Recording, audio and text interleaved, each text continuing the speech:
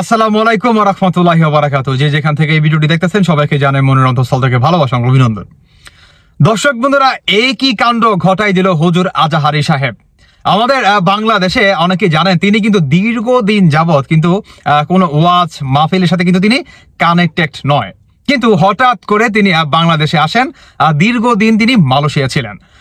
গতকালকে তার একটা মাহফিলকে ঘিরে আপনার ৩০০-র অধিক জিটি করা হয় এবং সেই জিটিতে উল্লেখ আসে যে মোবাইল ছিনতাই, টাকা পয়সা এবং স্বর্ণগয়না হারাই গেছে। যাই হোক, আমাদের টপিক সেখানে না। হঠাৎ করে বিএনপির বড় বড় নেতা কর্মীরা কিংবা আওয়ামী লীগের বড় বড় যে নেতা কর্মীরা আছে তারা হঠাৎ করে কেন আজাহারির উপরে ক্ষিপ্ত হয়ে গেলেন। বিশেষ করে বিএনপির আপনার মির্জা ফখরুল থেকে শুরু করে আপনার রিজভী সাহেবরা বা এরও নিচে যারা নাকি আছে নেতাকর্মীরা প্রত্যেককেই কেন হুজুর আজাহারিকে আপনার আঙ্গুল তুলে কথা বলতেছে বা কাউন্টার দিচ্ছে। সেই কারণটি কি? সেই কারণটি হচ্ছে গতকালকে একটা ওয়াজ মাহফিলে তিনি বলেন যে আমরা এক লুটপাটকারীকে দেশ থেকে বিতাড়িত করেছি, আমরা আরেক লুটপাটকারীকে বাংলাদেশের প্রধানমন্ত্রী হিসাবে দেখতে চাই না। মানে এই কথা যখন নাকি বলে ঠিক তখনই আপনার বিএনপির যে বড় বড় নেতা কর্মীরা আছে তারা কি সাথে সাথে কাউন্টার দেয় যে আপনার আওয়ামী লীগের ক্ষমতাকালীন সময় সেখানে ধর্ম মন্ত্রণালয়ে একজন কিন্তু ডিরেক্ট কিন্তু বলে দিছিল যে এই আজাহারি মাজাহারি হচ্ছে তারা ডিরেক্ট হচ্ছে জামায়াতের প্রোডাক্ট। তাহলে সেই কথাটাই তো বর্তমান কি মিলে যাচ্ছে।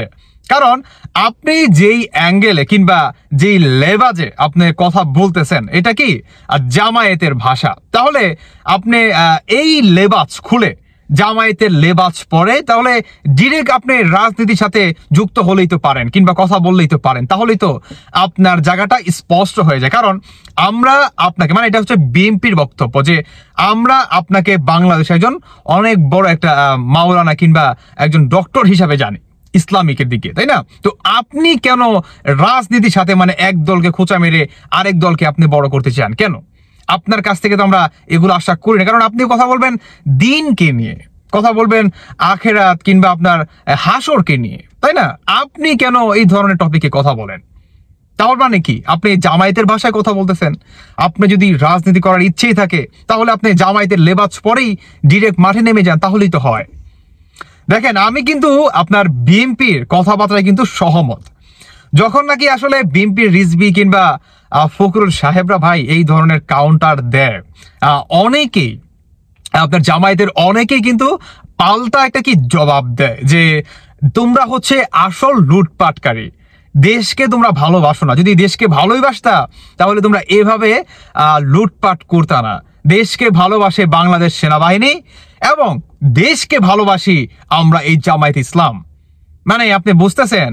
আর যখন নাকি আমির মানে আপনার জামায়াতের আমির এই ধরনের বক্তব্য রাখেন ঠিক তখন মির্জা সাহেব মানে আপনার মির্জা ফখরুল সাহেব তিনি বললেন যে তোমরা যে 1971 সালে কি ভূমিকা রাখছো সেটা কিন্তু আমরা জানি, সেটার জন্য কি তোমরা মাফ চাইছো জাতির কাছে, বাঙালি জাতির কাছে?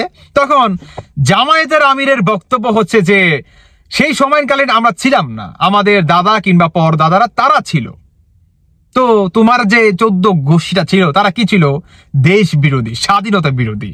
আজকে বাঙালি ভাষায় কথা বলতেছি, এটা কার জন্য? আওয়ামী লীগ আর হচ্ছে বিএনপির জন্য, বিশেষ করে আওয়ামী লীগের জন্য। কারণ আওয়ামী লীগের ছাত্রলীগ ছিল, সবাই ছিল, এবং আপনার সেম ভূমিকা ছিল বিএনপিরও।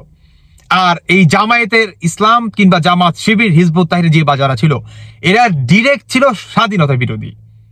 তাহলে এরা কিভাবে বলে যে দেশকে তোমরা ভালোবাসো না? দেশকে ভালোবাসে জামায়াত ইসলাম আর হচ্ছে সেনাবাহিনী। আপনি ভাবতে পারেন দেশকে নাকি এরা ভালোবাসে? হ্যাঁ, এরা দেশকে ভালোবাসে। কোন অ্যাঙ্গেলে ভালোবাসে? এরা দেশটাকে পুনরায় পূর্ব পাকিস্তান বানাতে চায়, তারা হচ্ছে এই অ্যাঙ্গেলে ভালোবাসে। এখন ভাই আমার বক্তব্য হচ্ছে যে আজাহারি সাহেব আপনি দীর্ঘদিন আপনি মালয়েশিয়াতে ছিলেন। আপনার ওয়াজে কিন্তু শুধু যে জামাত শিবির কিংবা হিজবুত তাহরি, জামায়াত ইসলাম এই ধরনের কিন্তু শ্রোতারা কিন্তু যায় না। আপনার ওইখানে আওয়ামী লীগের কর্মীরা যায়, বিএনপির কর্মীরা যায়, আপনার জাতীয় পার্টির কর্মীরা যায়, সবাই যায়। কারণ এটা এমন একটা প্ল্যাটফর্ম কিংবা এরকম একটা স্টেজ, সেটি হচ্ছে আপনার এখানে কোনো কে দল কে করলো না করলো, কে আওয়ামী লীগ কে বিএনপি, এগুলা কিন্তু যাচাই বাছাই নয়। এটা হচ্ছে কি দুনিয়া এবং আখেরাতের একটা শিক্ষামূলক একটা কি শিক্ষা নেওয়ার জন্য একটা স্টেজ, একটা জান্নাতের বাগান। এখানে আমরা আখিরাত ভিত্তিক জ্ঞান নিতে চাই, তাই না? তো এখানে আপনি কেন এই ধরনের কথা বলেন? তাহলে আমাকে তো বলতে হয় যে আপনি যদি এই ধরনের কথা বলেন তাহলে আপনি বাংলাদেশে তো পুনরায় আপনি ব্যান্ড হয়ে যাবেন, তাহলে আপনি তো আর এই মাহফিলই করতে পারবেন না। কারণ বাংলাদেশে যদি 100 জন মানুষ থাকে, 80% বাদই দেন, 70% মানুষ কি আওয়ামী লীগ আর বিএনপির সাথে জড়িত। এখন এই 70% মানুষ যদি চায় যে আপনাকে আপনার করবে, আপনার মাহফিল বাংলাদেশে ব্যান করা হবে, আপনি করতে পারবেন না, কারণ আপনি জামায়াতের ভাষায় কথা বলেন। তাহলে বাংলাদেশে কিন্তু কারো বাবার ক্ষমতায় নাই যে আপনাকে মাহফিলে এনে আপনাকে মাহফিল করাবে।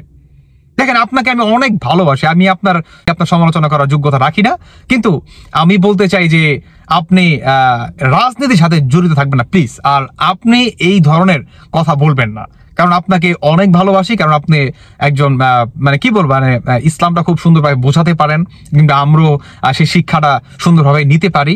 সো আমার কথা থাকবে যে ভাই, আমি ক্ষুদ্র একটা মানুষ, আপনি প্লিজ অন্তত এই ধরনের রাজনীতি টাইপের কথা কিংবা জামায়াতের ভাষায় কথা টাইপের আপনি নিজেকে বিরত রাখুন। আর না হয় আপনি ডিরেক্ট জামায়াতের লেবাস পরে আপনি মাঠে নেমে যান। কারণ অনেক হুজুর আছে কিন্তু যে আপনার জামায়াতের লেবাসের পরেই কিন্তু তারা ডিরেক্ট কিন্তু জামায়াতের আলোচনা করে কিংবা জামায়াতকে নিয়ে কথা বলে। এটা কি ক্লিয়ার হওয়া যায় যে আপনি অমুক দল করেন, তখন মানুষ কি একটা আপনার দ্বিধাদ্বন্দ্বের ভিতর পড়বে না, তাই না? এই যে বর্তমান যে আমরা একটা মানে কনফিউজের ভিতর পড়ে গেলাম, আমরা এটা পড়বো না।